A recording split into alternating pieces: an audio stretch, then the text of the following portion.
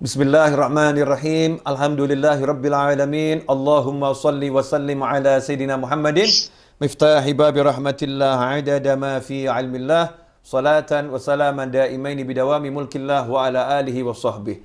Assalamualaikum warahmatullahi wabarakatuh. Waalaikumsalam Waalaikumsalam warahmatullahi wabarakatuh.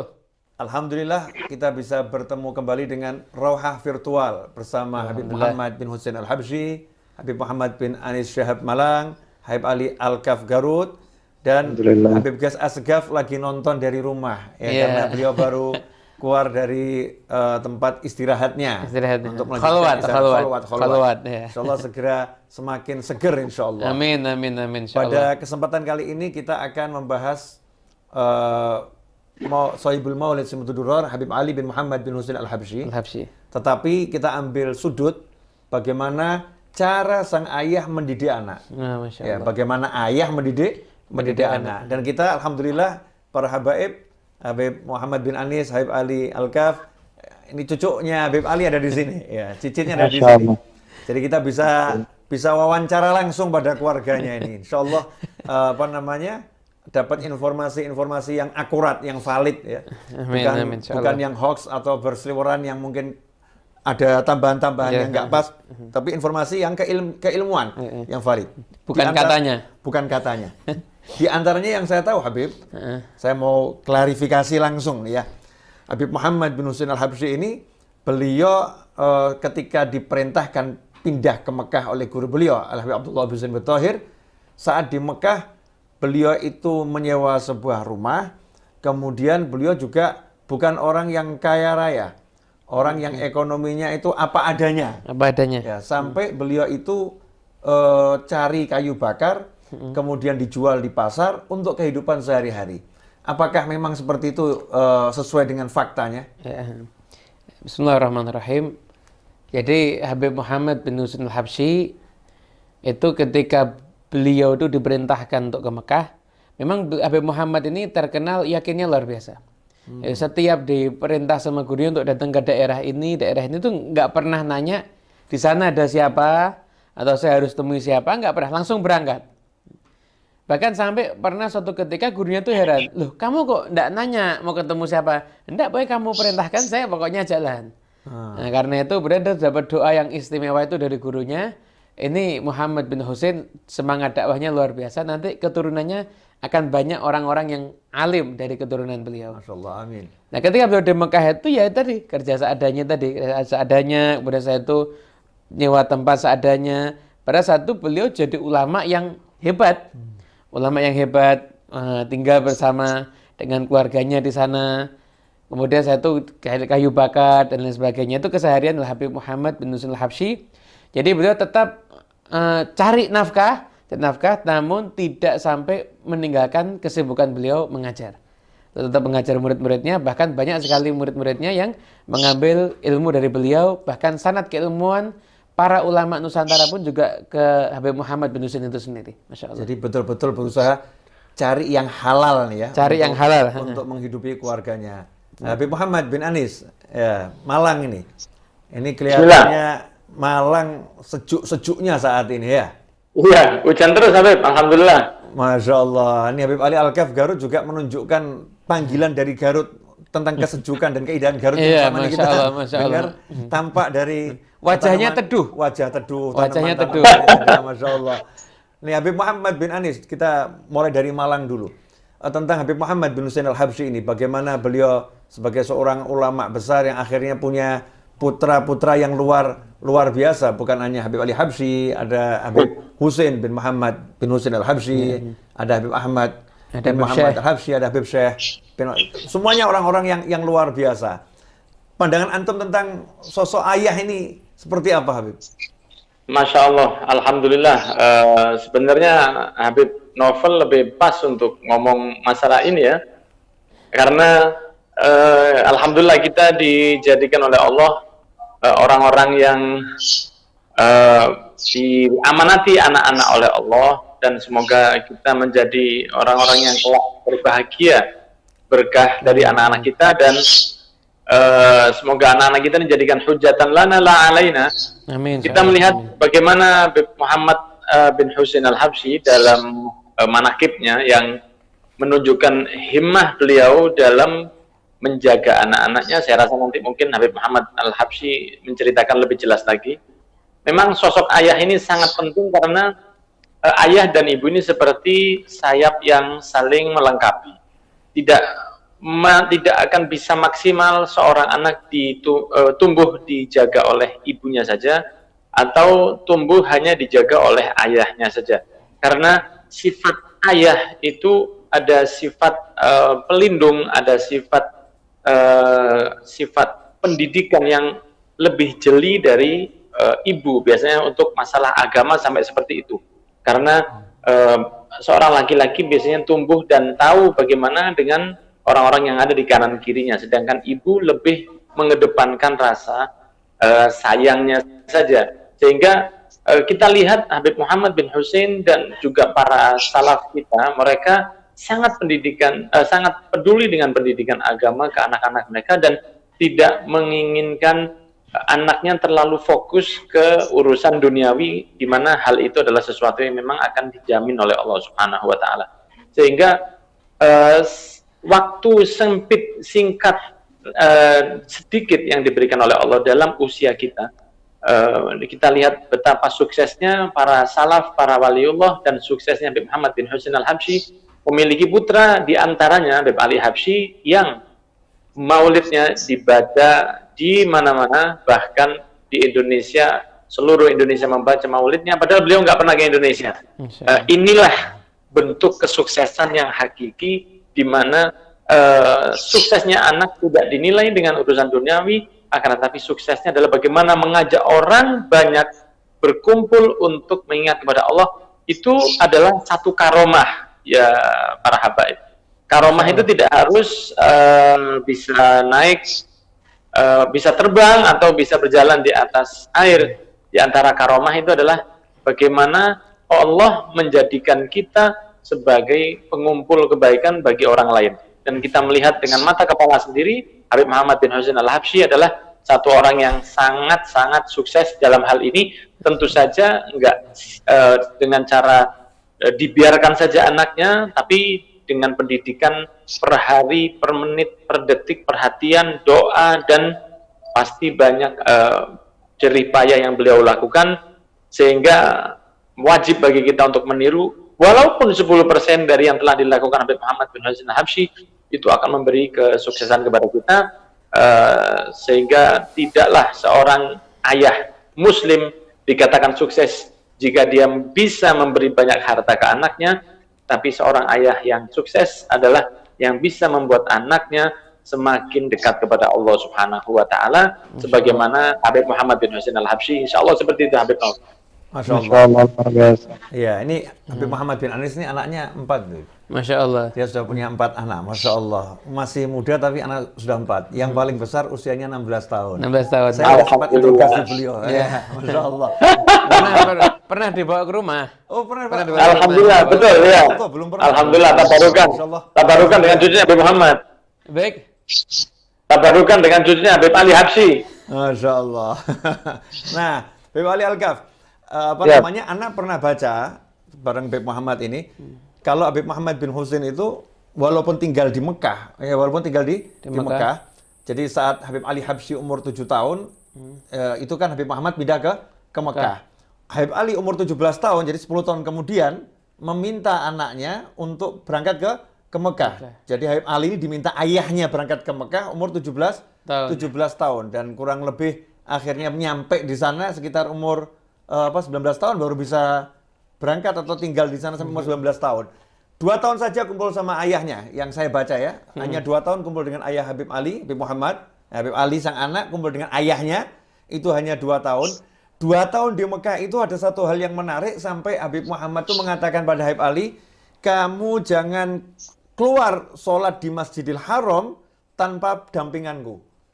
Jadi mau berangkat sendiri di Masjidil Haram untuk sholat berjamaah di sana, itu ayahnya yang merupakan mufti Mekah. Jadi Habib Muhammad ini kan mufti Mekah, mufti Haramain. Mufti Haramain, Mekah dan Madinah.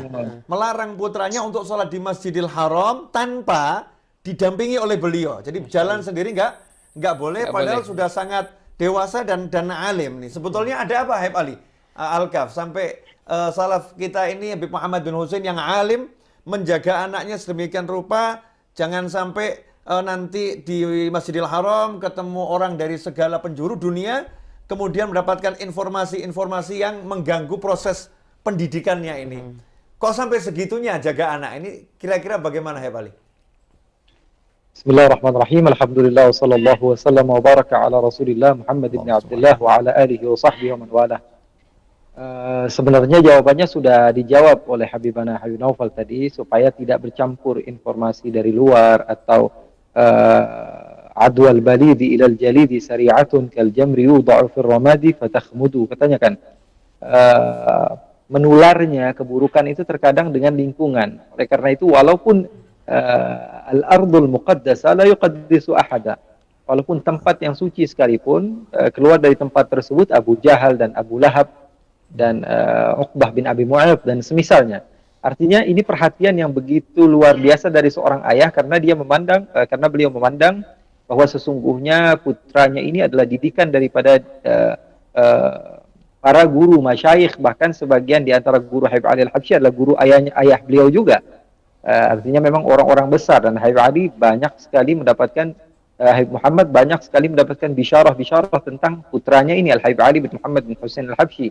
Artinya perhatian beliau selain wallahu alam seperti yang dilakukan oleh Sayyiduna Abdul Muttalib kepada Rasulullah sallallahu alaihi wasallam, yang mendapat kabar dari Saif bin Yazin, yang mendapat kabar dari para rahib yang datang ke kota Mekah, atau perjumpaan Abdul Muttalib dengan raja-raja yang ahlul kitab, memberitahu bahwa sungguhnya cucunya innalahu lasya'an, bahwa sungguhnya cucunya ini memiliki sesuatu yang berbeda.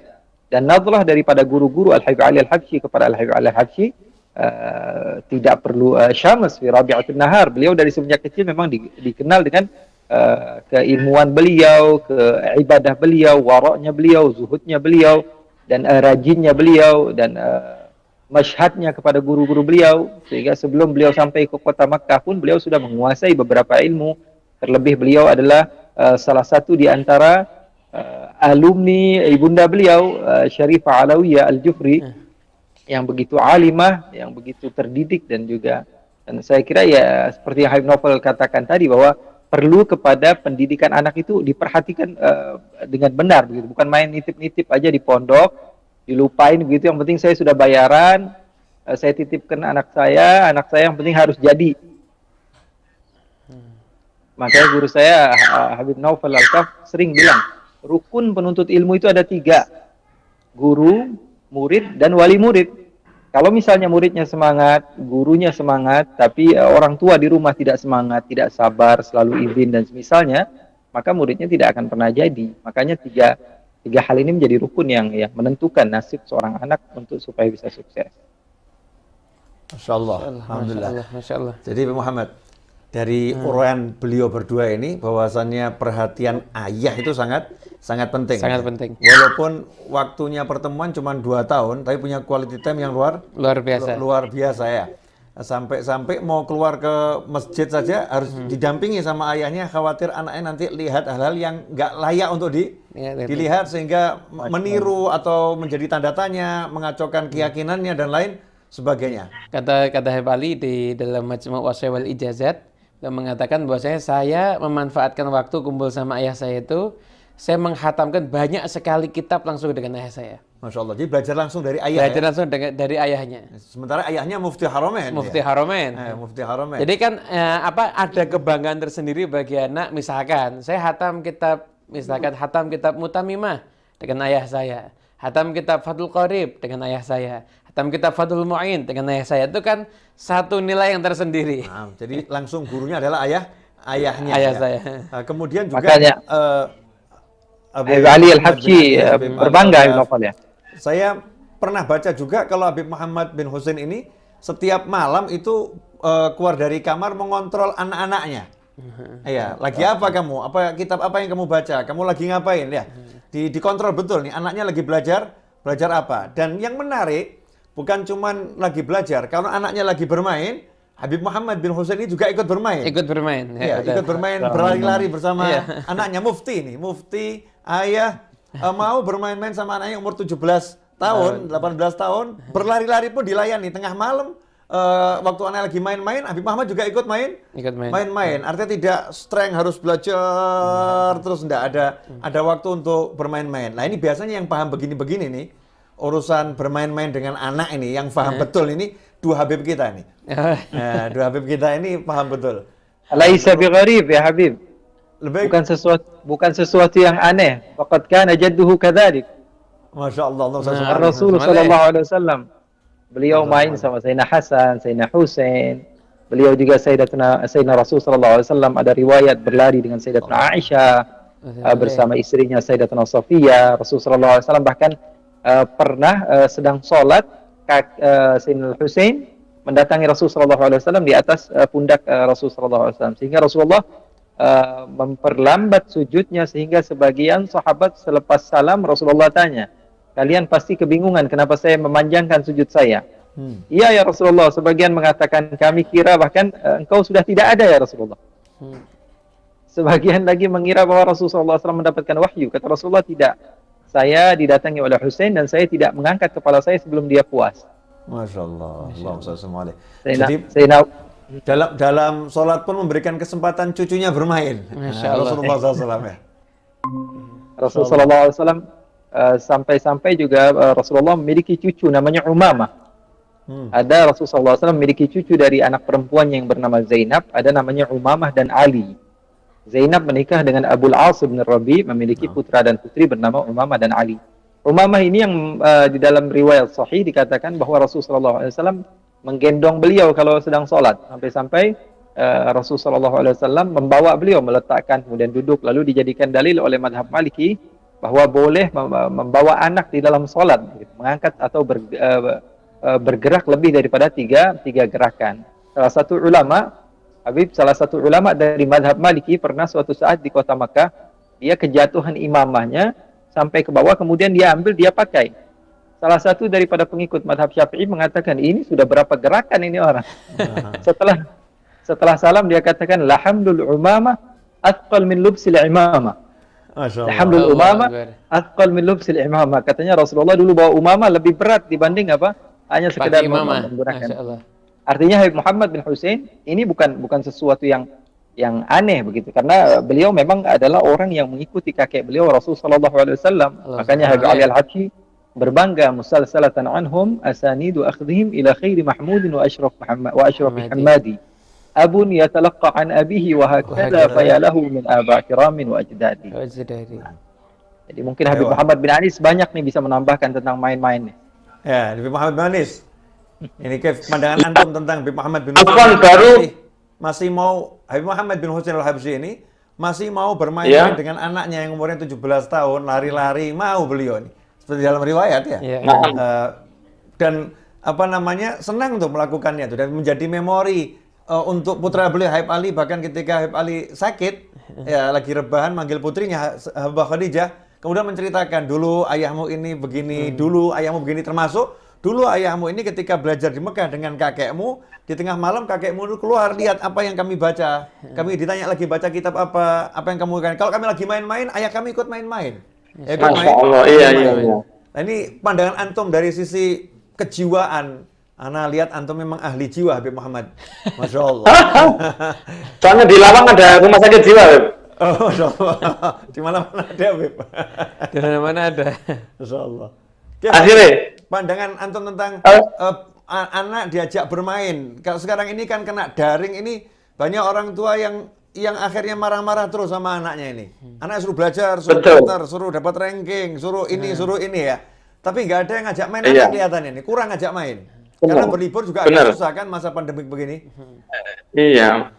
Padahal satu hadis dari Nabi Muhammad SAW, mohon maaf kalau saya ulang mungkin karena tadi sempat putus ya beberapa menit, saya baru kembali dan semoga belum disampaikan Habib Ali Al-Kaf, karena satu hadis dari Nabi Muhammad, beliau bersabda, man lahu sobiyun falyatasobalah. Siapa orang punya anak, maka hendaklah dia jadi seperti anak kecil itu. Jadi bermain dengannya, dan ya bahasa kita mungkin gila-gilaan dengan dia, asal tidak sampai melanggar syariat. Dan kita ketahui sendiri bahwa Nabi Muhammad SAW pernah main seperti onta-ontaan dengan Sayyidina Hasan dan Sayyidina Husain. Mungkin tadi sudah disampaikan oleh Habib Ali Al-Kaf. Belum ditambahkan. Belum. Karomahan Belum ya? Nggak lihat tapi paham kalau ini belum disampaikan semua ini. Luar biasa. Masya Allah. Terbongkar akhirnya di sini. Terbongkar, ya. Terbongkar Kita tahu hargai sejarah. bahwa Betul. bahwa Rasulullah SAW satu waktu di dalam rumahnya didatangi oleh satu sahabat, kemudian ketika itu melihat di pundaknya ada Sayyidina Hasan dan Husain, dua calon pemuda penghuni surga, yang semoga kita bisa bertemu dengan beliau berdua.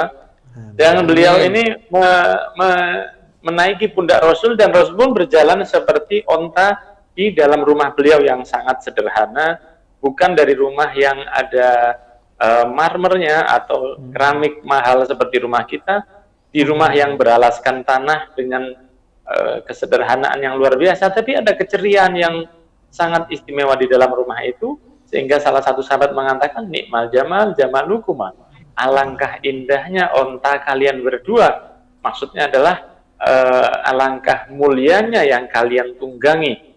Kita mungkin nggak melihat onta itu sebagaimana orang Arab melihat onta. Onta itu bagi mereka seperti keluarga mereka sendiri saat itu. Di zaman Rasul, jika ada orang yang mencederai ontanya, maka seperti mencederai dirinya. Mereka mencintai onta sangat luar biasa, sehingga mereka menggambarkan alangkah indahnya onta yang kalian tumpangi, yang kalian tunggangi. Dan itu bukanlah satu penghinaan kepada Nabi Muhammad SAW, karena onta adalah sesuatu yang sangat istimewa bagi orang Arab. Dan dia mengatakan, alangkah indahnya onta yang kalian tunggangi. Dan saya merinding kalau melihat hadis ini ketika Rasul melihat ke arah yang sahabat yang berbicara tadi, fanadzara ilaihi, Rasul pun melihat kepadanya, wa ni'mar raqibani huma, dan alangkah mulianya mereka dua penunggang ini. Itulah Nabi Muhammad SAW. Mungkin saat itu nggak ada HP yang diberikan oleh Rasul ke anak-anaknya, nggak ada permainan-permainan yang seperti saat ini. Akan tetapi kita bisa melihat betapa Nabi Muhammad, seorang yang pernah bertemu dengan Allah, yang satu-satunya yang bisa memberi syafaat di hari kiamat, masih ada waktu seperti itu dengan cucunya, maka kita pun sangat dianjurkan dan bahkan berpahala untuk bermain-main dengan anak kita selama tidak bermaksiat kepada Allah, sebagaimana kita lihat dicontohkan oleh Habib Muhammad bin Husain Al-Habsyi. Insya Allah seperti itu.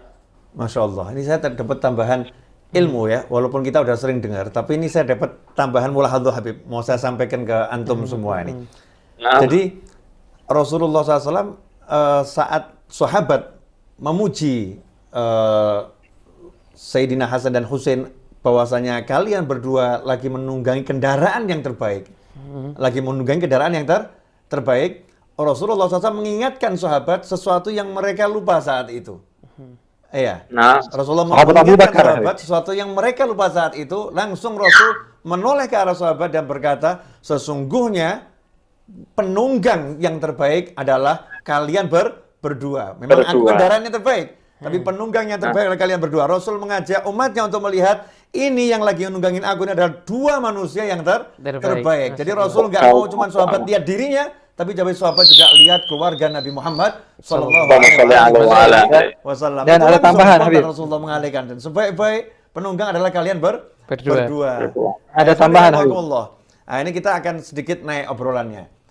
Ini mau ada novel. Lebih. Ada tambahan lagi ya, Habib? Ada tambahan. Habib, fadhal. Dan yang sahabat itu yang diriwayatkan adalah Sayyidina Abu Bakar As-Siddiq. Jadi seakan-akan ada pesan kepada khalifah pertama untuk memuliakan mereka. Masya Allah, ajib. Subhanallah, Masya Allah. Ini nikmatnya kalau kita kumpul bareng. Berarti cinta sama kakek harus cinta sama cucunya. Harus cinta sama cucunya. Rasulullah mengingatkan seperti itu ya. Nah, ini kita naikkan sedikit nih obrolan ini. Masih di Habib Muhammad bin Husain Al-Habsyi, ayahanda Habib Ali Habsyi. Bahwasannya Habib Muhammad ini mungkin karena kita fokus pada Habib Ali Habsyi, kita lupa kalau Habib Muhammad ini punya putra yang luar biasa, Habib Hussein. Habib Hussein bin Kakaknya Habib Muhammad Ali. bin Husain Al-Habsyi. Habib Hussein, ya. Habib Hussein bin Muhammad bin Hussein Al-Habsyi, Al-Habsyi, betul. yang menjadi mufti juga, meneruskan ayahnya, yang menjadi mufti Haramain, Mekah dan Madinah. Habib Hussein bin Muhammad bin Hussein Al-Habsyi ini juga punya keilmuan yang luar biasa. Dan juga kita mungkin lupa, Habib Muhammad ini juga punya menantu. Ya, menantunya adalah Habib Alwi bin Ahmad As-Segaf. Ya. Beliau berdua ini adalah ulama-ulama yang menjadi panutan ulama-ulama Nusantara. Yang menjadi panutan ulama-ulama di Negara Kesatuan Republik Indonesia. Nanti insya Allah Habib Muhammad akan bacakan ini ya, bacakan pemirsa tulisan Syekh Yasin Al-Fadani, Syekh Yasin Padang ya, Al-Fadani yang menjadi tempat rujukannya para ulama ahli sanad. Ya, beliau ini orang yang luar biasa. Syekh Yasin Al-Fadani menjelaskan dalam bukunya Tasniful Asma. Tasniful Asma.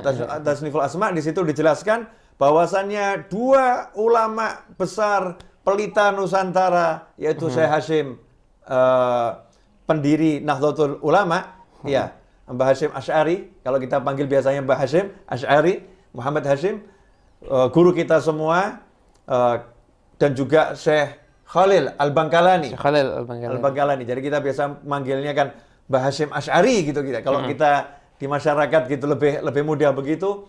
Kemudian Mbah Khalil Al-Bangkalani, beliau berdua ini adalah orang-orang yang luar biasa yang ternyata beliau berdua selama di Mekah 6 tahun itu berguru kepada Al-Habib Hussein bin Muhammad bin Hussein Al-Habsyi yang merupakan putra Habib Muhammad bin Hussein Al-Habsyi, dan berguru juga kepada Al-Habib Alwi bin Ahmad As-Segaf yang merupakan pengarang kitab syarah Fathul Mu'in, Tarsyihul Mustafidin. Selama 6 tahun, baik di rumahnya maupun di Masjidil Haram. Ya. Keduanya belajar kepada dua Habib tersebut. Nah ini silakan dibacakan Habib Muhammad. Biar pemirsa tahu bahwasannya yang kita sampaikan ini semua berlandaskan data-data ilmiah, fakta.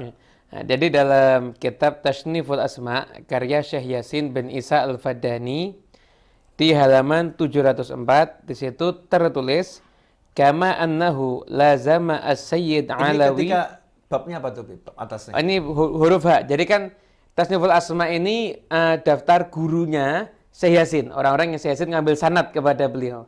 Syekh Yasin Al-Fadani kan mendapatkan gelar Musnidud Dunia di masanya. Masya Allah. Di pemegang sanad di dunia terbanyak saat itu ya beliau. Jadi karyanya banyak sekali, Beb. Beliau itu ada satu karyanya fenomenal, Beb. Judulnya Al-Arba'in Al-Buldaniyah. Jadi 40 hadis dari 40 matan yang berbeda, dari sanad ilmu yang berbeda, ada yang ulama dari daerah yang berbeda, ada yang dari Yaman, ada yang dari Nusantara, dari mana-mana, 40 daerah yang berbeda, sanad hadisnya beliau ambil semuanya. Dan dapat hadis juga itu. Nah, di sini beliau punya kitab Tasniful Asma, di sini beliau menceritakan biografi atau terjemah dari Mbah Hashim Asy'ari. Disebutkan kama annahu lazama as-sayyid Alawi bin Ahmad As-Saqaf naqib Sadah. Itu berarti yang ngurus Sadah itu ada di sana. Wa Sayyid Hussein bin Muhammad Al-Habsyi Al-Mufti. Qara'a alaihima fil haram syarif wa fi manzilaihima. Jadi belajar baik di Masjidil Haram ataupun di rumah keduanya. Jadi Mbah Hashim Asy'ari itu belajar sanad beliau itu sampai ke Habib Hussein bin Muhammad Al-Habsyi dan Habib Alawi bin Ahmad As-Segaf, penulis dari kitab Tarsyihul Mustafidin, Syarah Fathul Mu'in. Ada juga keterangan di Muqaddimah bagian depan dari kitab Fawaidul Janiyah karya Syekh Yasin bin Isa Al-Fadani. Itu kan kitab tentang qawaid fikih. Di situ beliau menyatakan sanad ilmu qawaid fikihnya dari Habib Hussein bin Muhammad Al-Habsyi dan dari ayahnya Habib Muhammad bin Hussein Al-Habsyi. Masya Allah. Ada juga di Muqaddimah Hasyiah At-Tirmidzi. Jadi ada kitab Muqaddimah Hadramiyah, itu matanya, syarahnya Minhajul Qawim dari Ibn Hajar. Itu dihasyiahi sama Syekh Mahfud At-Tirmidzi. Di bagian Muqaddimahnya di antara guru-gurunya adalah Habib Hussein bin Muhammad bin Hussein Al-Habsyi. Jadi Syekh Mahfud At-Tirmidzi juga nyebut ya? Juga nyebut. Di Muqaddimah Hasyiah At-Tirmidzi. Jadi sanadnya, jadi sebenarnya kalau kita lihat, jadi sanadnya Habib sama Kiai ini ya satu, nyambung. Jadi nggak bisa terpisahkan. Sehingga ketika para habaib datang ke Indonesia, mereka datang ya akrab. Ya akrab ketika hall Solo, hallnya Habib Ali bin Muhammad Al-Habsyi diadakan, ya para kiai seperti gayung yang bersambut. Ya, karena keluarga gurunya. Karena ya? keluarga gurunya, sehingga nyambung terus hingga sampai sekarang ini. Masya Allah. Habib mungkin pernah dengar sesuatu Habib yang bisa disampaikan. Fadhol Habib. Ajib. Kok jadi diam semua Habib Ali Al-Kaf sama... Iya, saking ajibnya kalamnya tadi itu Habib. Saking ajibnya. Perlu di-share nanti ini ya, bukan hanya di YouTube aja nanti. Perlu di Facebook kan dan di Instagram kan juga. Kalau kita lihat dari kitabnya Syekh Yasin Al-Fadani ini, ternyata hubungan antara ulama-ulama Indonesia tempo dulu dengan ulama-ulama Mekah, ulama Hadramut ya, itu ada hubungan yang tidak bisa terpisahkan. Terputus. Bahkan di kitab ini ada Mbah Maksum Lasem, Habib Salim bin Jindan, Habib Abdul Qadir bil Faqih Darul Hadis. Ada semua Habib. Masya Allah. Jadi saling melengkapi. Jadi habaib ada yang berguru kepada para kiai, kiai juga berguru kepada para habaib, itu satu hal yang sebetulnya terjadi biasa dulu, terjadi biasa. dari dulu seperti Masya itu. Allah. Seperti itu. Alhamdulillah. Ini lagi-lagi prestasi Habib Muhammad bin Husain Al-Habsyi ya. Masya Allah. Punya anak-anak yang akhirnya anak-anak tersebut menjadi salah satu ulama ya, ulama yang membawa peran dakwah sampai ke Indonesia. Karena keilmuannya, sanadnya ilmu jelas tadi ya. Keilmuannya nyampe ke Indonesia. Lah ini saya juga tertarik, ternyata Habib Muhammad bin Husain Al-Habsyi dalam dakwah punya metode yang luar biasa, yang mungkin kita-kita ini yang hidup di zaman modern ya, jauh kalah. Karena saya pernah mendengar dan saya pernah membaca, bukan cuma membaca, tapi saya pernah mendengar langsung dari almarhum Habib Muhammad Anis, yang singkat biasanya orang panggil Habib Anis, kakek antum Habib ya. Habib Anis Al-Habsyi. Itu Habib Muhammad. Akhirnya di Garut, Bib. Ya. Habib Muhammad. Akhirnya di Garut. Namanya ajib nyambung Habib Muhammad bin Anis. Ya. Mungkin dapat nama dari kakek antum Muhammad Anis. Habib Anis. Iya. Nah, Habib Anis akhirnya di Garut, Bib ya. Lahirnya di Garut. Lahirnya di Garut. Salah, betul. Nah, ini sama nih Betul, lahirnya di Garut. Betul. Habib Anis ini lahir di Garut, ibunya wafat di Garut, Habah Khadijah binti Ali ya, Al-Qadri, dan dimakamkan di Garut. Nah, dimakamkan di Garut. Ini Habah Khadijah. Nah, Habib Anis itu kalau salah saya dengar dari Habib Anis ya. Mungkin apa saya yang salah dengar, nanti bisa dikonfirmasi kepada keluarga. Habib Anis itu pindah dari Garut usia 7 tahun. Jadi usia 7 tahun pindah ke Solo, gitu ya. Karena setelah ibunya meninggal dunia kalau tidak salah, atau masih hidup ibunya, informasi itu saya kurang paham. Yang saya tahu umur 7 tahun diminta oleh ayahnya untuk pindah ke Solo. Jadi saya teringat Habib Ali itu umur 7 tahun, ya ayahnya pindah ke Mekah. Pindah ke Mekah. Nah, ikhwani rahimakumullah. Nah, ini ternyata Habib Anis pernah menceritakan Habib Muhammad itu ketika dakwah di Mekah, dakwahnya kepada orang-orang yang di luar Mekah. Karena kalau di Mekah banyak ulama, di Mekah ini tempat kumpulnya ulama dakwah semua di sana. Nah, Habib Muhammad diperintahkan oleh Habib Abdullah bin Husain bin Thahir, gurunya, bersama Sayyid Ahmad Zaini Dahlan, ya untuk berdakwah di luar Mekah, di sekitar Mekah. Karena di sekitar Mekah itu di luar masih banyak orang-orang yang belum dapat ilmu, belum tersentuh. Tapi Habib Muhammad punya metode dakwah yang menakjubkan, subhanallah. Bagaimana itu? Karena yang didakwah ini rata-rata adalah petani. Yang tidak mungkin diajak untuk tinggalkan pekerjaanmu, ayo ngaji sama kita, cari ilmu, itu mengganggu pekerjaan mereka. Habib Muhammad punya ide yang sangat brilian. Beliau saat itu mengajak beberapa muridnya untuk pergi keluar dari kota Mekah, menghampiri perkebunan ya, orang-orang yang ada di luar Mekah, sambil membawa bawa teh yang sangat enak. Kemudian bawa makanan, kemudian Habib Muhammad ngomong kepada murid-muridnya, kalian silahkan jadi petani. Jadi petaninya dibilang kalian istirahat, yang cangkul biar murid saya, yang ngurusin kebun biar murid saya, kalian duduk minum teh bersama saya. Jadi duduk minum teh, makan, asyik gitu ya, nggak diajak pengajian nih, diajak minum, diajak ngobrol. Cuman ngobrolnya nih ilmu ya. Ngobrolnya ilmu. Tehnya bikinan orang Sewun lagi. Allahu Akbar. Bagi pemirsa yang belum pernah merasakan teh sewun ya, emang harus ke Hadramut dulu ya, atau suatu saat ke tempatnya kakeknya Habib Muhammad ya, di Masjid Riyadh Solo tuh. Sekarang lagi hall ditiadakan. Nanti kalau udah pandeminya selesai, udah semuanya enak, main ke Masjid Riyadh, itu setiap siang ada pengajian. Selain hari Jumat sama hari Ahad. Nah, itu ada pengajian di sana di antara jam 12 sampai jam 1. Di situ minumnya setengah 12 sampai setengah 1. Setengah 12 sampai setengah 1 minumnya teh ya. Tehnya sama Oke. kacang kuning yang luar biasa. Dengan minuman yang enak, makanan yang enak, dikasih omongan yang enak. Ya akhirnya senang tuh masyarakat. Sampai suatu ketika kemudian Habib Muhammad nih lihat kok petani-petani yang ngomong, kami pengen belajar lebih jauh.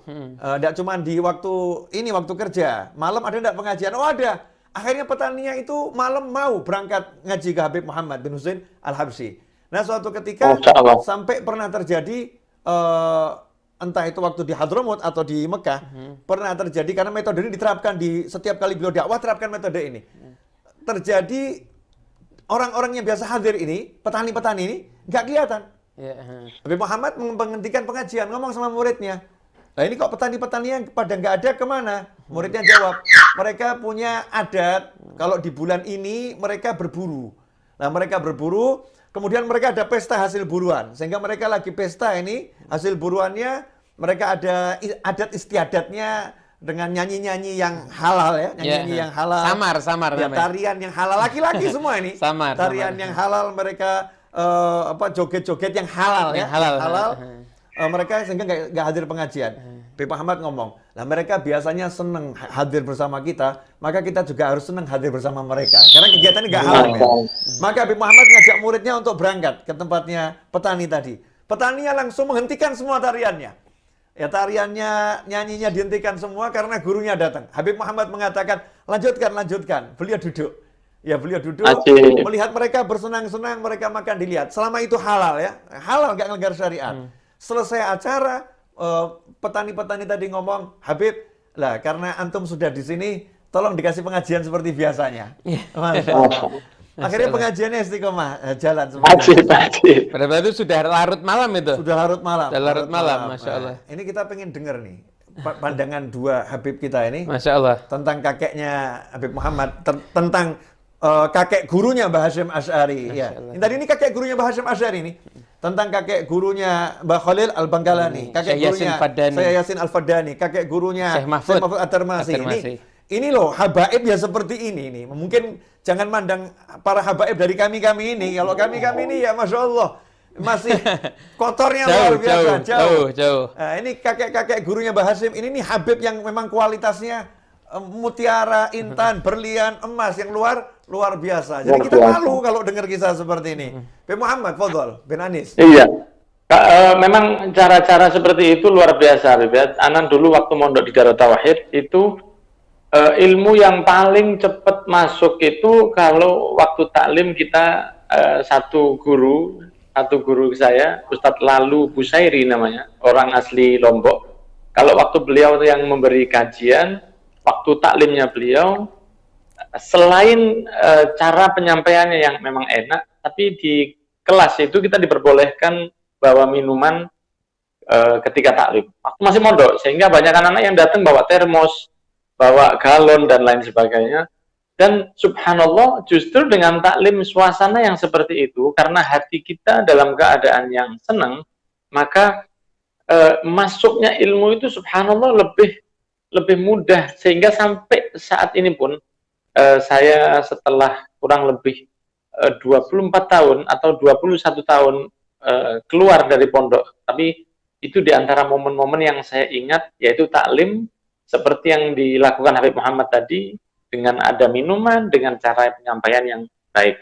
Karena bagaimanapun juga di zaman seperti ini, di zaman kita di era yang milenial atau kolonial atau wallahu alam, saat ini memang sering orang yang datang ke kajian kita itu mereka membawa masalah yang ada di dalam kehidupan mereka. Ada yang bermasalah dengan ekonominya, ada yang bermasalah dengan rumah tangganya, ada yang bermasalah dengan tetangganya, dan masalah yang lain. Maunya mereka, masih sempatnya mereka datang ke tempat kajian, itu adalah salah satu bentuk cahaya yang masih ada di dalam hati mereka. Maka cahaya yang ada di dalam hati mereka itu tidaklah dikobarkan dengan cara hanya monoton dengan kajian saja, tapi kita lihat gimana cara kakek-kakek kita, para ayah kita, para habaib kita. Di setiap kajian kita tahu di Haul Solo pagi itu ada kopi, dan kalau kita masuk ke dalam dan ada roti kaak yang legendaris sekali. Kita tahu bahwa kita bisa beli di luar, ya, kita bisa beli itu di luar hall, tapi ketika duduk mendengarkan kajian, mendapatkan makanan seperti itu, wallahu a'lam, pasti ada sir, ada rahasia, sesuatu yang istimewa, sehingga membuat hati kita itu lebih indah. Makanya di setiap kajian saya, hampir semua, itu saya meniru dengan yang dilakukan oleh orang-orang yang ada di Hadramaut, yaitu ketika taklim mereka membagikan kopi ke hadirin, dan itu momen yang membuat mereka sempat istirahat sebentar dari mungkin penatnya mereka mendengarkan kajian, tapi bisa diistirahatkan dengan kopi tersebut. Dan tidak hanya Habib Muhammad bin Husin saja, banyak juga para habaib kita yang menurunkan standar mereka sebagai seorang alim, sebagai seorang mufti, sebagai seorang yang luar biasa, menurunkan martabat mereka agar supaya tujuan dakwanya disampaikan. Ketika dulu kita tahu ada seorang, saya lupa entah itu Al-Mutanabbi atau siapa, yang mengatakan alaina naqtal qawafi min ma'adiniha. Itu siapa? Mutanabbi yang mengatakan? Siapa Ibu Ali? Yaqulul ba'd. Siapa? Yaqulul ba'd. Yaqulul ba'duhum alaina naqtal qawafi min ma'adiniha wa ma alayya in lam yafhamil baqar. Saya akan membuat satu syair atau sastra bahasa yang sangat tinggi, dan jangan salahkan saya jika sapi-sapi itu nggak paham. Ini adalah salah satu bentuk arogansi menurut saya, sesuatu yang arogan dari seorang yang berilmu, yang menganggap orang-orang yang tidak paham itu direndahkan seperti sapi yang nggak paham. Dan salah satu habaib kita, wallahu a'lam, Habib Abdullah bin Husin bin Tauhir mungkin, yang mengatakan tarabtu naqtal qawafi min ma'adiniha li'anna li ghadadun an yafhamal bagur. Saya tinggalkan itu berindah-indahan, bahasanya itu, ya Allah, birokrasi yang berlebihan di dalam taklim, di dalam ilmu, karena saya ingin sapi-sapi itu jadi paham. Luar biasa pengajaran dari para habaib kita dalam bagaimana caranya kita untuk bisa menjadikan orang-orang yang mengaji ini seperti tamu, dan kita diajarkan oleh ayah kita, oleh kakek kita, bahwa sebenarnya yang butuh dari kajian itu adalah kita ke mereka. Jadikan kita yang butuh ke mereka, bukan kita menjadikan di bawah alam sadar kita, kalian yang butuh kepada saya. Itulah yang menjadikan ilmunya insya Allah lebih berkah. Wallahu a'lam. Insyaallah. Habib Ali Al-Kaf, fadhal Habib. Oh, udah cukup banget Habibana. Masya Allah. Udah diborong semua sama Habib Muhammad bin Anis. Kita terlalu kurang. Masya Allah. Iya, Habib Muhammad bin Husain Al-Habsyi, beliau berdakwah sebagaimana dakwah kakek moyang beliau. Yang diinginkan adalah hasil, bukan cara. Yang terpenting hasil, natijah, bukan wasail. Karena wasail hanya sekedar wasilah untuk sampai kepada satu hadaf. Nah, yang diinginkan adalah hadaf. Contohnya, ketika seorang anak kecil, saya ingin membahagiakan anak kecil, diberikan uang 2.000, dia lebih senang dibanding 100.000. Karena apa? Dia 2.000 dia tahu bisa membeli permen, sementara 100.000 dia nggak tahu buat beli apa. Maka hadaf kita ingin menyenangkan mereka, pahala kita lebih besar ketika kita memberikan nilai yang lebih kecil, akan tapi lebih membuat mereka senang. Ataupun kita memiliki orang tua yang mungkin tidak biasa makan-makan yang aneh-aneh, tapi kita pengen seperti orang kota gitu, bikin mereka senang dengan makanan, contohnya diajak makan steak pakai pisau yang aneh misalnya begitu, sehingga mereka justru menjadi malu gitu. Nah, ada orang yang fokus dengan wasilah, wah ini cara untuk membahagiakan, sebagaimana fulan YouTuber segala macam, dia contoh begitu. Padahal nggak mesti, yang terpenting apa? Bagaimana hadaf, tujuan atau natijah daripada apa yang diinginkan, seperti apa yang dicontohkan Habib Muhammad. Dan dakwah itulah yang perlu dipahami, seperti yang dikatakan Habib Muhammad bin Anis tadi. Ini fiqh dakwah ini yang perlu disebarkan gitu. Yang terpenting itu bukan cara, Yang terpenting itu bukan wasilah, yang terpenting hasil. Hasal maksud. Apa yang kita inginkan itu sampai manfaat kepada orang lain. Jadi itu yang didapatkan oleh mereka para salafus saleh, yang mereka dapatkan dari guru-guru mereka.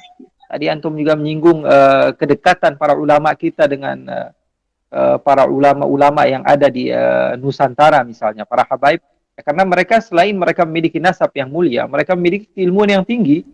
Bagaimana tidak Syekh At-Turmusi atau Syekh Fadani, ma'adrak, Syekh Hashim Asy'ari melihat orang-orang yang mereka agungkan. Contohnya seperti Sayyid Ahmad Zaini Dahlan menangis ketika ketinggalan rombongan Habib Abu Bakar bin Abdullah bin Talib Al-Attas. Kalau kita baca murasalatnya, surat dari Habib Sayyid Ahmad Zaini Dahlan yang menghambakan dirinya kepada Al-Habib Abu Bakar bin Abdullah bin Talib Al-Attas, guru Habib Ali Al-Habsyi. Artinya mereka tahu ini sosok panutan saya, orang yang paling utama di hati saya, sekelas Sayyid Ahmad Zaini Dahlan menganggap ini adalah orang yang paling penting bagi mereka. Sekelas Syekh Yusuf bin Ismail An-Nabhani, ulama Syam yang terkenal pada masanya, pengarang Jami' Karamatil Auliya atau Afdhalus Salawat, yang menjadi kebanggaan ulama-ulama Nusantara, kitabnya di mana-mana.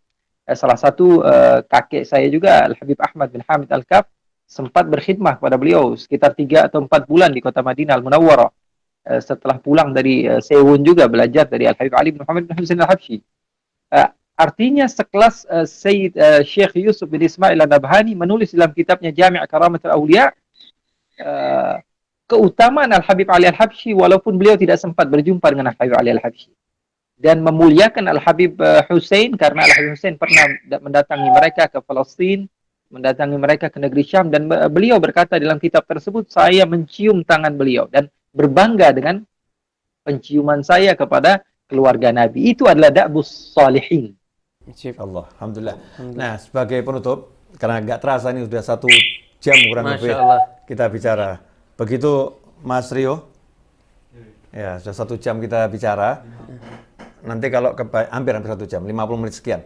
Kalau kepanjangan, nanti yang enak pemirsa. Pemirsa nanti terlalu bahagia karena pulsanya habis, ya kan? Nggak terasa pulsanya habis nanti. Daripada ditunggu kapan selesainya, lebih baik ditunggu kapan roha lagi. Betul, ya, insyaallah. Nah, sebagai penutup, pemirsa dimanapun Anda berada, kita umat Islam ini lagi berduka karena beberapa ulama kita meninggal dunia. Di antaranya adalah Al-Habib Thahir bin Abdullah Al-Kaf, Tegal. Karena itu, mari kita bacakan Al-Fatihah teruntuk semua saudara kita umat Islam yang meninggal dunia, khususnya ulama-ulama kita yang barusan meninggal dunia, dan terkhusus Habib Thahir bin Abdullah Al-Kaf. Semoga beliau-beliau semua di alam barzah sana diletakkan ruhnya bersama para nabi, para siddiqin, para syuhada, dan para sholihin. Diterima semua amal solehnya, dimaafkan segala kekurangannya, dan kita yang ditinggalkan diberi oleh Allah Ta'ala keberkahan dari keberkahan mereka, dipanjangkan umur kita semua dalam kesehatan, ketaatan, dalam keridhaan, kebahagiaan, dan kita semua bisa menyenangkan mereka semua, dan insya Allah kita meninggal kelak dengan husnil khatimah. Ala hadhiniyah wa ala ma nahibuna ali wa ila hadratin Nabi SAW. Al-Fatihah. A'udzu billahi minasyaitonir rajim. Bismillahirrahmanirrahim. Alhamdulillahi rabbil alamin. Maliki yaumiddin. Iyyaka na'budu wa iyyaka nasta'in. Ihdinas siratal mustaqim. Siratal ladzina an'amta 'alaihim. Ghairil maghdubi 'alaihim. Jazakumullah khair, habaib. Insyaallah kita buat berikutnya dan berikutnya, pemirsa, mohon maaf atas segala kekurangan Habib Ali Al-Kaf, Habib Muhammad bin Anis, minta maaf atas segala kekurangan. Dan antum sudah nunggu lama-lama, tim kami tadi ada yang kesalahan teknis, mohon maaf, jazakumullah khairan. Insyaallah tidak bosan ya. Amin. Diundang dan duduk bersama kami. Dan saya pengen nanti insyaallah entah kapan-kapan saya sampai Muhammad tiba-tiba ada di studionya Habib Muhammad bin Anis. Di studionya Habib Ali Al-Kaf. Kita mungkin bisa bareng ya. Bareng insyaallah. Amin. Virtual sambil kita merasakan apel Malang ya. Habib Muhammad bin Anis kita nggak diundang ke Solo nih kayaknya nih. Iya. Solo diundang pas tapi hall lagi ditiadakan. Nah, nanti setelah hall Ar-Raudhah, alhamdulillah kamar banyak. Banyak. Mau dipesankan apa yang harus dipesankan dulu akan kami siapkan untuk 2 Habib ini. Insyaallah. Insyaallah. Insyaallah ya. Insyaallah. Amin. Dan mudah-mudahan kajian ini manfaat. Pemirsa dimanapun Anda berada, saya minta sarannya, kritiknya, dia diberikan komentar di bawah. Saran dan kritik yang membangun, mudah-mudahan nanti akan bawa manfaat. Tujuan kita hanyalah untuk mencari manfaat dan menebarkan manfaat. Nggak ada tujuan yang lain. Mencari pertemanan dengan siapapun, menjalin ukhuwah, agar kita menjadi orang yang nanti di akhirat semakin besar kans untuk selamatnya karena banyak teman-teman yang manfaat. Jazakumullah khairan. Walafu minkum. Kami undur diri. Semoga berkah manfaat. Wassalamualaikum warahmatullahi wabarakatuh. Assalamualaikum warahmatullahi wabarakatuh. Waalaikumsalam warahmatullahi wabarakatuh.